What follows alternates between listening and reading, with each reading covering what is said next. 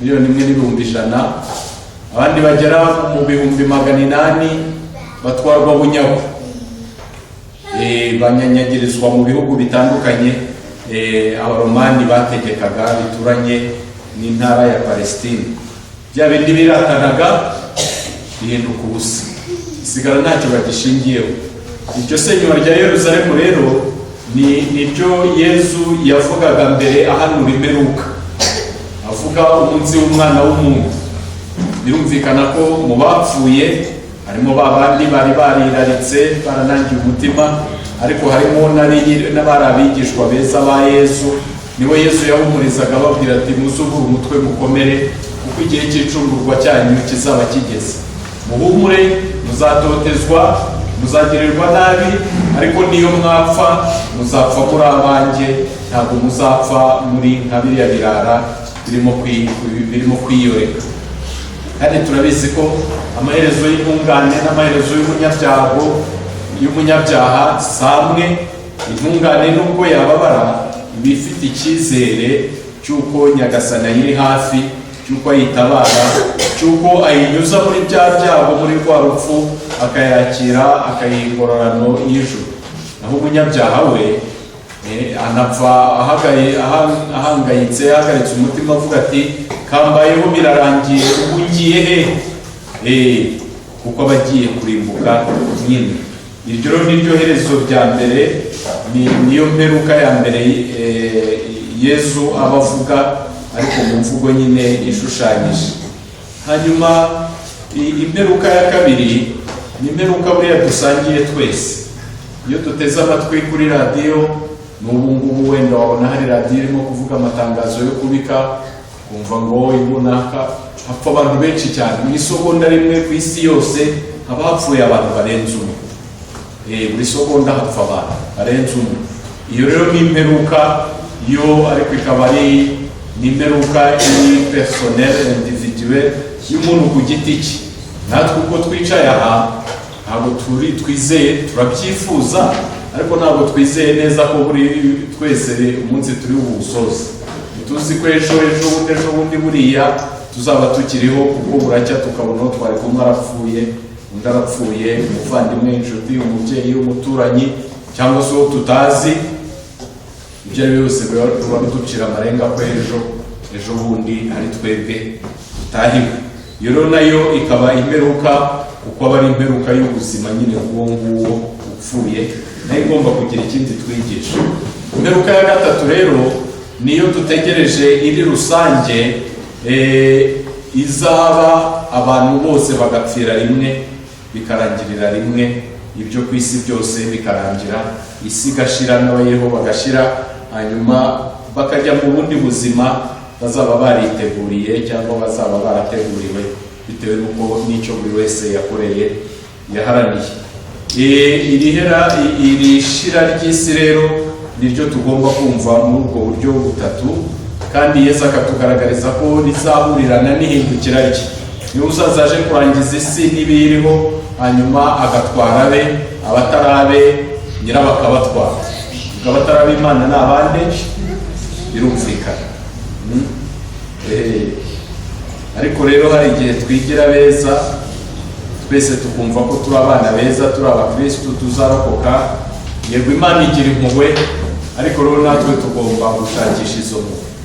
Ntitugacira abantu urubanza, kuko nibutse hari umuntu wigeze gupfa, noneho amaze gupfa basaba umukateshiste bari baturanye ngo ajye kubafasha kumushyingura. Padiri atabonetse, ariko uwo wari wapfuye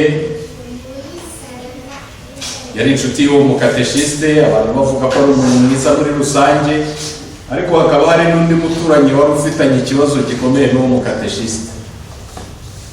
Bakora imihango yo gushyingura, bageze ku irimbi rero batera indirimbo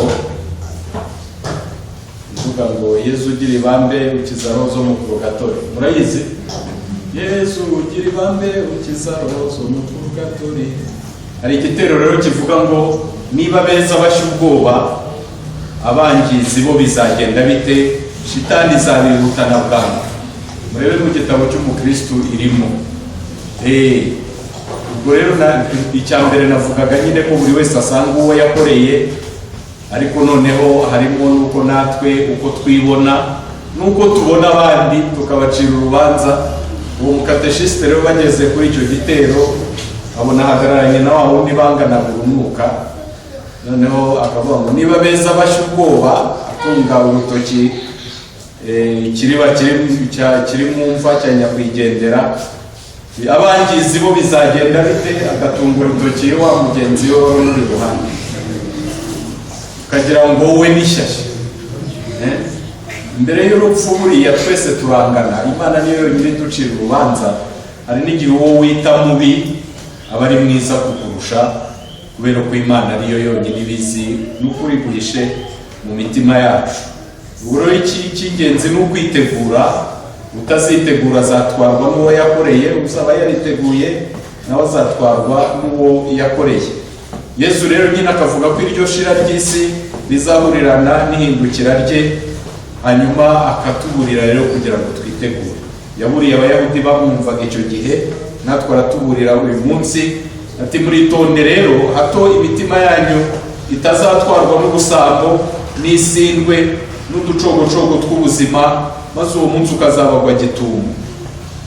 Hano mu Kinyarwanda bahindura bavuze ngo itazatwarwa, imitima yanyu itazatwarwa na biriya, ariko iri somo ndisoma muri Bibiliya y'Igifaransa, ho handitse ngo faites attention que vos cœurs ne s'alourdissent pas par gusinzi n'iki, numvise aricyo iryo jambo kuremererwa, kuremererwa n'izo ngeso mbi zitandukanye, kuremererwa n'ubusinzi, kuremererwa n'ubusambo, kuremererwa n'uducogocogo tw'ubuzima, izindi ngeso mbi zitandukanye zose. Ngira ngo impamvu ngenda itamwicinga kuremererwa ko gutwarwa nabyo bifite igisobanuro cyabyo, ariko kuremererwa birahita bigira ikindi gisobanuro biduha. Iyo utewe bigenda bite? Uratabaza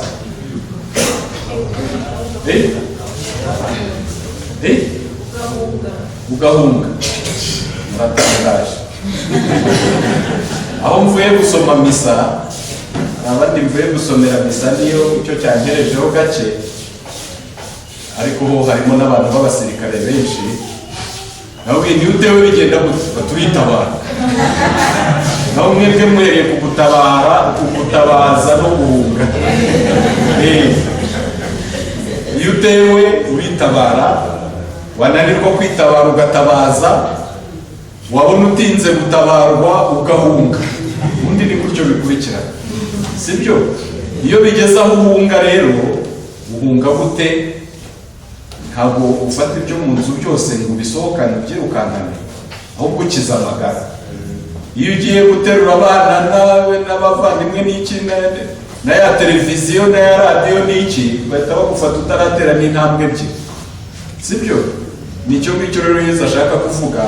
N'abantu bigaragura mu ngeso zitandukanye za hano ku isi, biba nk'ibintu bibapakiyeho bibaremerera, ku buryo igihe umunsi w'umwana w'umuntu uzagera batazashobora no kurenga umutaru bakiza amagara yabo, bakiza roho zabo, sibyo? Iby'isi rero biraturemerera, bikatubuza gusanga Imana, bikatubuza gukorera Imana, bikatubuza gusanga bagenzi bacu. Uko mpita ntekereza wenda uko turi, ndabona harimo abantu bakuru, harimo n'urubyiruko. Reka mfate ingero ebyiri.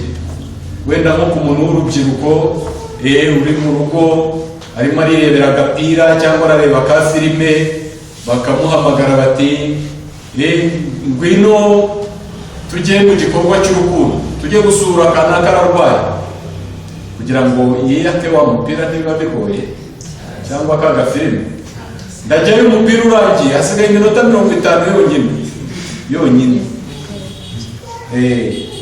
Niba ari umuntu mukuru, tuvuge wenda abagabo simwe mukunda agacupa, ufashe wari ugeze ku rya mbere bamaze kuripfundura, bakakubwira bati ariko ngwino tukubwire, reka mbanze ndimare uri bari kuremereye, sibyo? Niba rero abashiki bacu cyangwa abamama bacu ugeze muri salo batangiye kugusokoza, ubu se nasohoka n'imisatsi ishwambagaye gutya, reka barangize kunsokoza ndaje, ibyo biba bikwicaje aho ngaho uwo mwanya. Yesu rero nazaga wenda ubwo mfashe ingero zisanzwe, usibye ko muri zo harimo nyine n'ibyo Yesu yatubujije, isindwe, uducogocogo tw'ubuzima, ubusambo, bishobora kuba ari ibyo ngibyo nubwo atari byo buri gihe. Ibyo ngibyo biradufata bikatuzirikira hamwe ku buryo udashobora no guhaguruka ngo usange Yesu. Ngwino tujye gusenga, niba ari misa ngo ndashaka hariya nimugoroba, cyangwa nzayijyamo ejo n'inyisibo uyu munsi ntacyo bitwaye, kubera ko uhugiye muri bya bindi. Niyo rero Yesu atubwira ati mwitonde ibyo bitazabaremerera bikababuza guhaguruka, naho munahagurutse bikababuza gutambuka, bikababuza kwihuta, kubera yuko ushakashaka Imana nta gihe aba afite cyo gutanga. Ni ukwirukanka. Pawulo ati mumere nk'abasiganwa kandi buri wese aharanira kuba uwa mbere. Ni gutyo tugomba gushakashaka ingoma y'Imana. Yesu ati ingoma y'Imana iraharanirwa kandi abibyihare nibo bayegukana. Niba wiyicariye rero cyangwa uhagaze aho uri, birumvikana yuko Imana ninahagusanga izaba ije kukubaza icyo uri kumara aho ngaho. Yesu rero atubwira ati muritonde imitima yanyu itazatwarwa n'ubusambo, isindwe n'uducogocogo tw'ubuzima, maze uwo munsi ukazabagwa gitumo. Ibindi bituremereye uyu munsi cyangwa byadutwaye umutima bitubuza gushaka Imana ni ibiki? Nibi turaganira ndi kubabaza none ubwo umuntu turimo yahindutse, turi mu muryango remezo. Ubu niyo hariya kiliziya yuzuye, tuba tunareba ku isaha kugira ngo nta kibazo cy'igihe dufite uyu munsi, sibyo? Mumbwire rero tuganire, namwe mugire uruhare mu myigisho yacu. Ibindi bituzirika, bitwicaza hamwe, bituboha ni ibiki usibye ibi ngibi Yesu yavuze? Imirimo, akazi, ubucuruzi, gushaka amafaranga, imitungo, yego,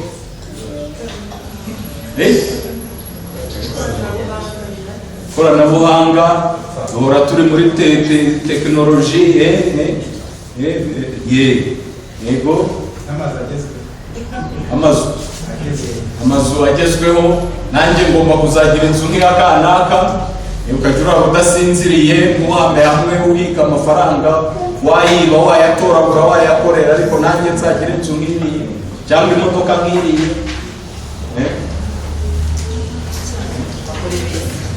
Abagore beza, abagore beza bajyana n'abagabo beza, atancika, nshaka icyo kumuhonga, batamuntwara, yego.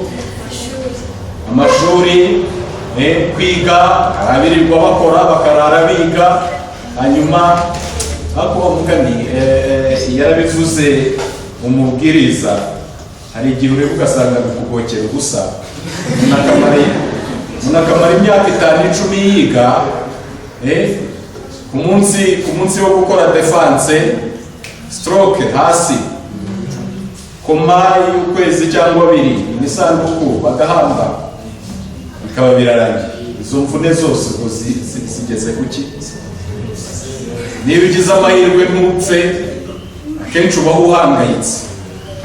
Ibyo wize ukabona hari urimo kubihemberwa atarabyize, wowe urimo ugenda usabiriza 5. Ibyo ni byo umubwiriza avuga ngo ni ukugokera ubusa. Usibye ko biba kugokera ubusa iyo ari byo dushyize imbere tugashyira Imana ku ruhande. Naho iyo tubikurikije Imana, burya ntabwo bigura icyo bitumarira. Iyo dukomeje gushyira Imana imbere, bya bindi byose bigakurikiraho mu mwanya wabyo, ntibibura icyo bitumarira. Hari ikindi ariko mutavuzeho, tubona ko ari igisanzwe, kugira ngo benshi muri mwe murubatse mufite imiryango, buriya n'ingo ziratuboha, zirababohana ko njye dore ko ntabwo ariko mfite umuryango, mfite abavandimwe, mfite umubyeyi ushaje, nanjye ubwo hari igihe kigera nubwo reka njye kureba uko ameze, ibindi nkaba ndabiretse. Niba ari na misa nkakubwira imisimari kubera ko nagiye kureba umubyeyi cyangwa umuvandimwe, ugasanga umuntu yewe niwo mwanya mbonye ngomba kwiriranwa n'abana bakambona, ubafashe se ukabajyana mu misa hari icyo mwaba, ubafashe se niba ari igikorwa cy'urukundo mukagenda muri kumwe ukagikora nabo muri kumwe hari icyo mwaba. Umuryango, umugabo, umugore, abana, iminsi mikuru, ibyo byose nabyo hari igihe tuvuga ngo ni ibisanzwe, ariko tugashiduka twabihaye igihe kirenze, twafashe no ku gihe twagombaga guha Imana tukagishyira muri bya bindi. Kandi Imana yaremye buri kintu igihe umwanya wacyo, igishyira mu mwanya wacyo, kandi buri cyose Imana yakiremye mu gihe cyacyo. Iyo batubwira ngo Imana yaremye isi n'ibiriho mu minsi 6, ku munsi wa 7 iraruhuka, kuko buri kintu kiri mu mwanya wacyo kandi gikorwa mu gihe cyacyo. Rero iyo utangiye kugenda ubihindagura ukikorera gahunda yawe, uba wamaze kuvuguruza Imana. Ni nayo mpamvu byose bikomeza kugucangacanga, ugashiduka nawe wayobewe icyo uri cyo naho uri. Ibyo byose rero bidutwara umutima, bikaturangaza cyangwa bikaturemerera. Nibyo Yesu atubwira ati mwitonde ibyo mubyiyate, mubyiyime kugira ngo ntazaza nkabatungura. Hari imvugo yateye ubu ngubu, usanga mwibereye mu mandazi, ibintu birakomeye, tuve mu mandazi dukanguke, ibintu birakomeye, tube maso. Ati uwo munsi uzabagwa gitumo, uzatungura abatuye ku isi bose nk'uko umutego ufata inyamaswa, kandi musenge igihe cyose kugira ngo muzabone intege zo guhunga ibyo bintu byose bizaza, no kugira ngo muzashobore gutunguka mu maso y'Umwana w'umuntu. Yesu we aratwereka yuko burya munsi w'imperuka, ngira ngo wenda benshi muri twe twagize ubwo tubona wenda umuntu uri gusamba ari mu minsi ye ya nyuma, mubona bidakomeye, ntabwo ari imikino, bari intambara ikomeye. Abagira amahirwe barisinzirira bikarangira, hanyuma abandi bagasambagurika. Ntabwo tuzi uko tuzapfa, nidupfa tuzabimenya, ariko aba ari igihe gikomeye cyane tutanifuza, sibyo? Tutanifuza. Yesu rero ntabwo avuga ngo tuzahangana cyangwa tuzatabaza, ahubwo aravuga ko tuzahunga. Tuzahungira he? Muri we nyine, mu Mana. Niyo buhungiro bwonyine bwizewe tuzaba dufite icyo gihe. Kandi kugira ngo dushobore guhunga, nuko tuzaba twiyatse bya bindi bituremereye, nuko tuzaba twarabaye maso, niko kwiyaka bya bindi no gusenga. Yesu aravuga gusenga, kuvuga ngo gusenga isengesho riduhuza n'Imana, ridushyira mu bumwe n'Imana. Imana umubyeyi wacu tukayitega amatwi ikatubwira, twamara kumva natwe tukayibwira. Burya mu isengesho ntabwo ari twe tugomba kubanza kubwira Imana, twe tugomba gutega amatwi, hanyuma ubundi twamara gutega amatwi natwe tukabona icyo tuyibwira, icyo tuyibaza cyangwa icyo tuyisaba. Yesu rero aragaragaza ko kuba maso no gusenga ari byo bizatuma dushobora, nibyo bizatuma tworoha, être léger, nibyo bidukuraho bya bindi byose bituremereye, tugashobora kwirukanka tukanyanyagira, tugahungira mu Mana bya byago bitaraduhitana, bitaradupfukirana, kugira ngo tuzashobore guhunga ibyo bintu byose bisaza, hanyuma uko guhunga kwacu ukadufasha gutunguka mu maso y'Umwana w'umuntu. Tekereze ko Bikira Mariya yabisubiyemo ikibeho 1980 yerekanye ku musozo. Kuki yabisubiyemo? Musenge ubutitsa. Kwitsa muzi icyo ari cyo? Iyo uri gusoma interuro ugeraho ugashyiramo akitso, ukaruhuka, ukabona uko utangira indi. Bikira Mariya we yaratubwira ati nta mwanya wo gushyiramo utwitso mufite, musenge nk'abagiye gupfa. Ariko ubundi ibyo tubitekereza gutyo. Ibyo yabivuze muri 1982. Nyuma yaho byagenze gute? Uyu munsi yongeye kubitubwira. nyuma y'uyu munsi tuzi bizagenda bite. Icyiza rero ni kuba maso kandi tugasenga kugira ngo tuzashobore kuvuga ibyo byose bizaza, hanyuma dushobore gutunguka mu maso y'umwana w'umuntu. Abakurikije izi nama rero nibo twumvise Yohani intumwa abwira mu isomo rya mbere ryo mu gitabo cy'Ibyahishuwe umutwe wa 22 kuva ku murongo wa mbere kugera ku wa 7. Yabonye uruzi rw'amazi y'ubugingo yaboneranaga nk'ikirahuri, uruzi rw'amazi y'ubugingo. Ntacyo bitwibutsa y'amazi ya batisimu adusukura. Ni nayo rero mu mpera z'ibihe abazaba bamaze kuva muri ibyo byago niyo bazajya binyweraho, kandi ntazigera akama. Ubugingo buturuka ku Mana, ubudatuza, ubudakama, butemba nyine nk'uruzi. Hanyuma noneho naho ayo mazi yacaga ngo hari igiti cy'ubugingo kikagira imisaruro 12, buri kwezi kikera imbuto kandi amababi yacyo agakiza amahanga. Izi ni imvugo zishushanyije, tutagomba gufata ijambo ku rindi. Ni imvugo zihera ku bintu bifatika ariko zitujyana ku bintu bidafatika. Cya giti cy'ubugingo, iki giti cy'ubugingo kibibukije iki? Muri Edeni hari igiti cy'ubugingo n'igiti cy'urupfu, hanyuma Eva na Adamu bihitiramo cya giti cy'urupfu, none natwe cyaradukurikiranye. Ariko rero twe niduhitamo kugitera umugongo tukasonzera kandi tukanyoterwa no gusarura kuri kiriya giti cy'ubugingo, ariko noneho tuzabona kiriya giti cy'ubugingo ahari urupfu hagasimburwa n'ubuzima n'ubugingo buhoraho. Cya giti noneho cy'ubugingo twebwe tuzasaruraho ubugingo bw'Imana. Ndavuga ngo twebwe nkaho nyine byizeye, ariko ndabyizeye nuko tugomba kubirwanira, kubihitamo no kubiharanira. Kigasimbura kimwe cy'urupfu abakurambere bacu basaruyeho. Igiti cyera buri kwezi se ahandi mwari nakibona? Ahandi nyine ni mu ijuru. Noneho n'amababi yacyo akavura amahanga yose. Ntawe uzongera kurwara, ntawe uzongera gusonza, ntawe uzongera gukena. Mwumva ko ari ibyo ngibyo bitegereje babandi bazaba barihatiye kuba maso no gusenga. Hanyuma rero umuvumo ntuzongera kubaho ukundi. Intebe y'ubwami y'Imana n'iya ntama bizahora muri uwo murwa n'abagaragu bayo bayisenge. Kubaho tutazongera gupfa, tuzongera kugira ikibazo icyo ari cyo cyose, tuzaba twibereyeho mu mudendezo turangamiye uruhanga rw'Imana n'izina ryayo riri ku gahanga kacu. Izina ry'Imana riri ku gahanga kacu. Iyo tujya tubona abo twita abasitari, ariko si bo gusa, ukajya kubona ukabona umuntu yishyizeho tatuwaje, ugasanga yishushanyijeho ikintu utanamenya n'icyo ari cyo.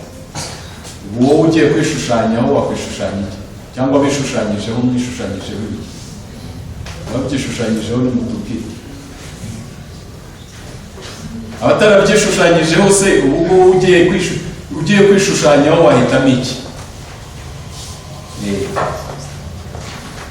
Yohani intumwa aratubwira ko bazaba baracunguwe, bazaba bafite izina ry'Imana ku gahanga, byanditse ku gahanga kabo. Ngewe nkababwira nti iryo zina ntabwo rizandikirwaho ku muryango w'ijuru, ahubwo iryo zina turaryandikaho uyu munsi. Icyo wandika mu mutima wawe, icyo uhitamo nicyo uri kwandika ku gahanga kawe, sibyo? Uburaho ubwo nitugera ku muryango ari abinjira mu ijuru, ari abajya mu muriro, ari abajya muri purgatori, buriya Petero n'abamarayika bamushagaye bazajya bareba ku gahanga bareba icyanditseho. Wowe wanditseho shitani, ca hariya.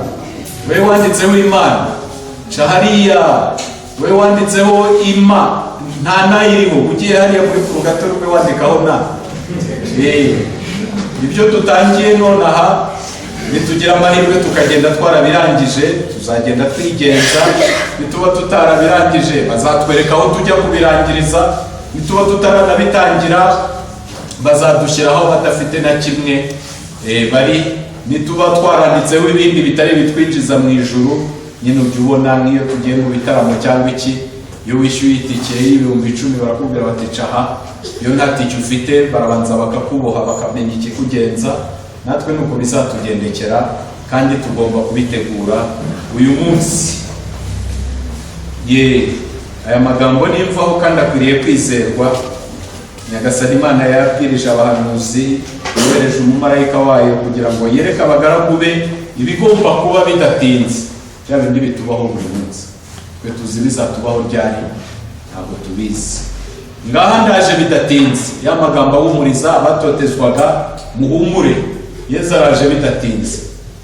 Natwe duhumure, Yesu araje bidatinze. Hahirwa abakurikiza amagambo y'ubuhanuzi kuri muri iki gitabo. Amen. Umuhirano wa leta rero mwisunga, indimo mu minsi ishize nahataga ibibazo Bonaventure, mwagiye kwiyambaza umuhire abatagatifu babuze. Ariko nawe ntacyo ni umuhire, hari icyiza tumwigiraho. Natangiye mbivuga, kwegurira ubuzima bwacu Nyagasani, kandi ntidutatire igihango, tukemera gupfira Imana aho gushimisha isi cyangwa bisi cyangwa aho kwishimisha twebwe. Ibyo ngibyo biri mu kuba maso kugira ngo tuzashobore guhumba icyo gihe nikigera, dutunguke mu maso y'Umwana w'Imana. Nyagasani Yesu nabane namwe. Aho nimuhaguruke tubanze twamamaza ukwemera kwacu. Remera Imana Data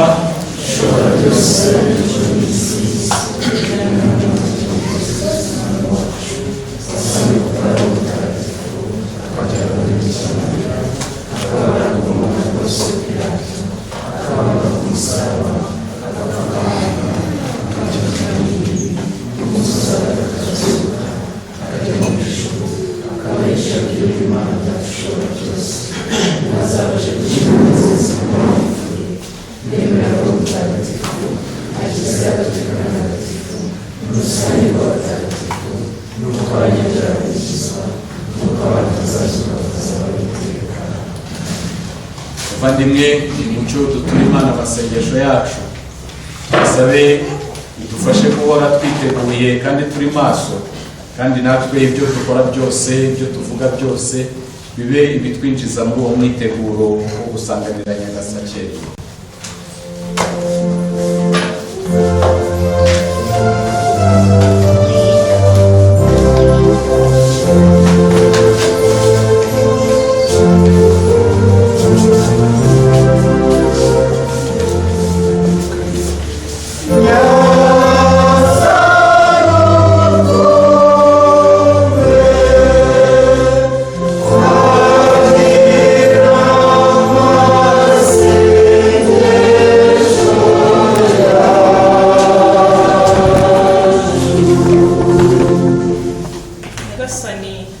Turasabira Papa Francisco kugira ngo mukomeze mu mirimo yamutoreye, bityo arushaho kubera isi urumuri.